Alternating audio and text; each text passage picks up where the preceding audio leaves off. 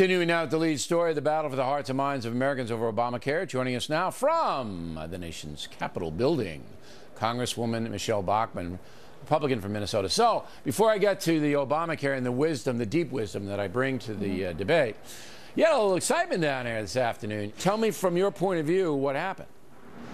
Well, the loudspeakers went off in the Cannon building where I was standing, and we were all told to shelter in place, which means that there was, in all likelihood, a gunshot. And we heard that there was a shooter, so we were told to shelter in place. We were up on the third floor of Cannon, and so people went into a shelter. We were out here. A lot of cameras were here. They all went over to the doors, and it was clear that the police shut down Independence Avenue. We could see the east steps of the Capitol and the south. People were all directed to come off of the Capitol and come toward the Cannon building, and then before long a helicopter came over and was specifically over the western side of the Capitol.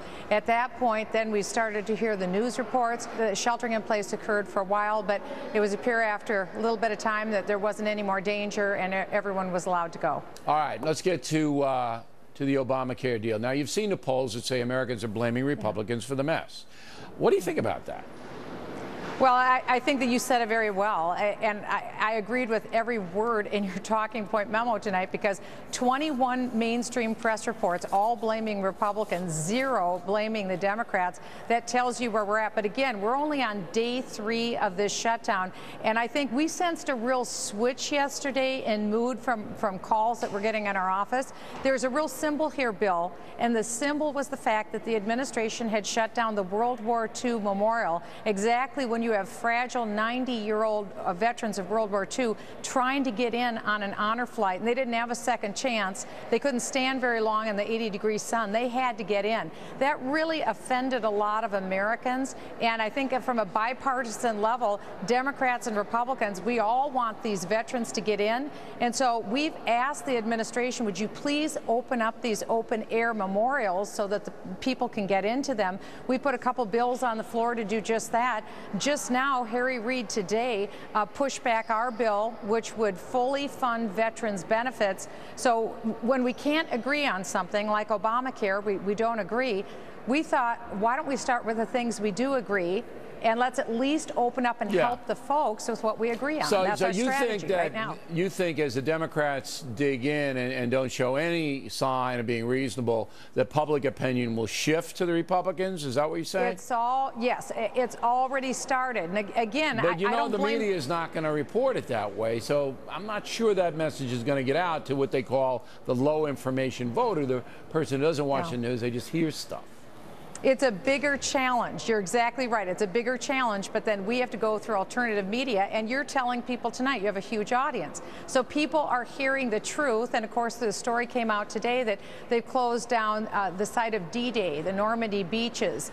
These are the kind of, they're even trying to shut down the private Mount Vernon, where George Washington's home is. Well, they can't do that, but they're trying to. I know. So they're trying to put the maximum amount of pressure to make the GOP fold.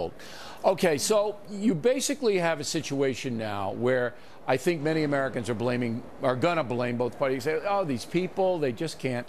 How do you yourself, when you go back to Minnesota, and if folks say, listen, this Obamacare thing, that was legitimately, he won, the president won the election, he got through Congress, you may not have voted for it, but it got through, Supreme Court upheld it, and now you're trying to sabotage it in a backdoor way. That's not the Republic, that's not how we operate.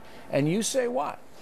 I understand that argument, but this is the other thing. People have had one mess after another in Minnesota, in addition to other states, and they agree with you, frankly. They don't like this unfairness that big business got this huge waiver and they don't get a waiver. Yeah, they're nervous. That's the big thing. That's right. And Bill, I'm telling you, you put your finger on the pulse of America, because Americans want fairness. They're seeing all these special deal carve-outs, and after Obamacare was passed, the president on his own changed Obamacare without going through the law. He changed it 19 times, and he doesn't want us to fund the original Obamacare. He wants us to fund the bill that he's unilaterally rewritten. We're saying, hey, wait a minute here.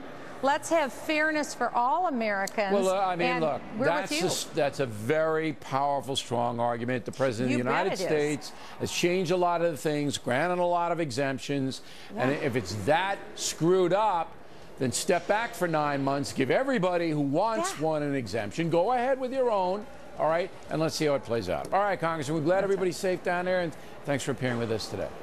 Thank Directly you, ahead, Laura Ingraham on a brand new poll that says some Republicans are mad at other Republicans.